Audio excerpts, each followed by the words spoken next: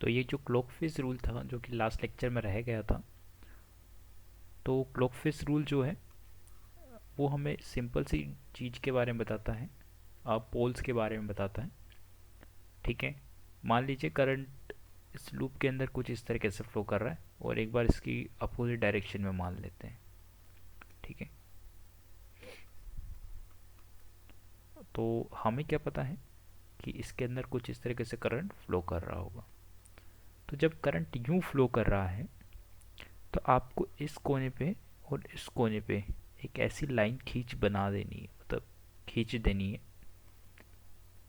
और उसमें डायरेक्शन भी मार्क करना है। ठीक है, करंट का इस पे इस डायरेक्शन से होगा और इसमें इस डायरेक्शन से होगा। ठीक है, और इसमें इस डायरेक्शन से होगा और इसमें इस डायरेक्शन से होगा। ओके,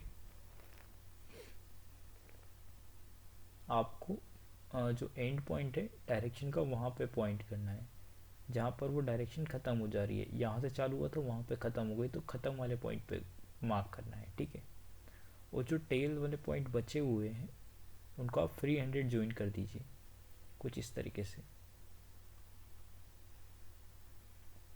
कुछ इस तरीके से। तो ये आपको कुछ एस बनता हुआ नज़र आएगा और ये आपको एन बनता हुआ नज़र आएगा। इसका मतलब क्या है कि जब करंट क्लॉकवाइज फ्लो करता है, ठीक है, तो वो circular loop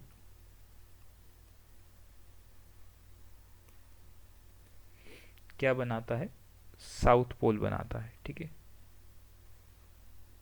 south magnetic pole बनाता है।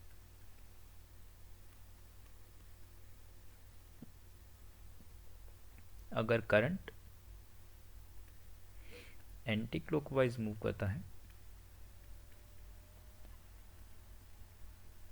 तो जो सर्कुलर लूप होता है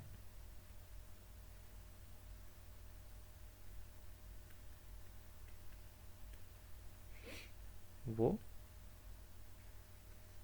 नॉर्थ मैग्नेटिक पोल बनाता है। तो इसका एप्लीकेशन क्या है वो भी बताता हूँ मैं आपको, काफ़ी मज़ेदार एप्लीकेशन है इसका। मान लीजिए, इस क्वेश्चन का आप जवाब ज़रूर देना। ये है, ठीक है, इस बार हम लोग मान लेते हैं कि डायरेक्शन इस करंट की ये है। तो इसकी मैग्नेटिक फील्ड लाइन आपको ड्रॉ करना है। कैसे ड्रॉ करेंगे, तो काफ़ी इजी है, राइट हैंड थंब रूल हम लोगों ने पढ़ा हुआ है। तो चलिए देखते हैं। इस पे हम लोगों ने कुछ इस तरीके से रखा, ये हमारा करंट था, ये थंब था, तो इसकी डायरेक्शन कुछ इस तरीके से आ रही है। ठीक है, तो इसकी डायरेक्शन, इसका कलर चेंज कर लेता हूँ मैं, red is the better option. तो इसका डायरेक्शन कैसे आ रहा है, इस तरीके से आ रहा है मेरी तरफ। ठीक है,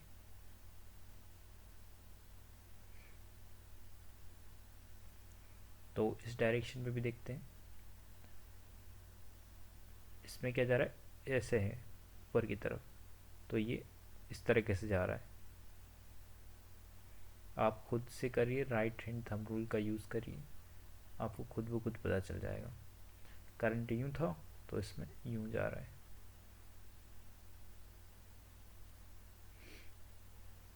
डाउनवर्ड था, डाउनवर्ड में इस तरीके से जा रहा है।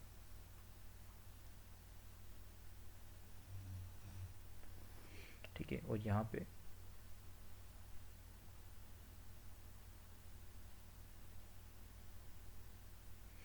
कुछ इस तरीके से। तो ये मैंने फील्ड लाइन तो बना दी है। ठीक है, तो आप यहाँ पर एक चीज़ नोटिस करेंगे कि जो मैग्नेटिक फील्ड लाइन बनी है, ठीक है, वो किस चीज़ का हिस्सा है एक्चुअल में। तो मैग्नेटिक फील्ड लाइन तो बन गई है, अगर मैं सिंपल इस वाले पार्ट को इरेज कर दूँ थोड़ी देर के लिए, ठीक है। तो आप एक चीज़ पाएंगे कि ये क्या बन गया है, इस तरीके का फिगर बन गया है नॉर्थ साउथ वाला। तो इसमें नॉर्थ साउथ ये एक्चुअल में आ कैसे रहे हैं उसका पूरा फील देने वाला हूँ मैं आपको। तो ये मैंने इस पर काफ़ी सारे फील्ड लाइंस बना दिए इस तरीके से।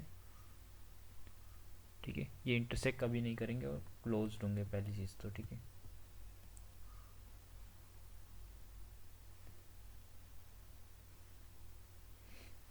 तो एक टाइम ऐसा भी आएगा कि जब इसकी फील्ड लाइंस कुछ इस तरीके से काफ़ी ज़्यादा आगे जाके मीट करेगी इस तरीके से, और ये काफ़ी ज़्यादा कुछ इस तरीके से जाएगा। ठीक है, और एक टाइम ऐसा आएगा कि दोनों की मैग्नेटिक फील्ड लाइंस कॉमन हो जाएगी कुछ इस तरीके से।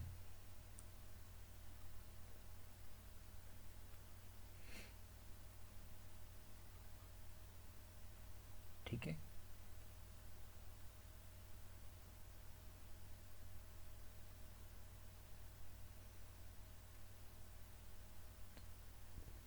तो आप यहाँ क्या देख पा रहे हैं कि जो मैग्नेट होता है वो मैग्नेटिक फील्ड किस डायरेक्शन में बताता है। नॉर्थ, यहाँ से कुछ इस तरीके से निकलती है मैग्नेटिक फील्ड लाइन, है ना। तो जहाँ से निकलती है वो क्या बताता है, नॉर्थ पोल को बताता है ना। तो जब वो नॉर्थ पोल को बता रहा है तो ये बेसिकली आपको क्या नज़र आ रहा है कि इस लूप के अंदर जाती हुई नज़र आ रही है मैग्नेटिक फील्ड लाइंस। ये पॉइंटिंग इनसाइड है। तो यानी पॉइंटिंग इनसाइड वाला कौन सा सिनेरियो हो गया, ये साउथ पोल वाला सिनेरियो हो गया। तो ये किसको रिप्रेजेंट करेगा, साउथ पोल को रिप्रेजेंट कर रहा होगा। ठीक है, और ये यहाँ से बाहर निकलती हुई नज़र आ रही है।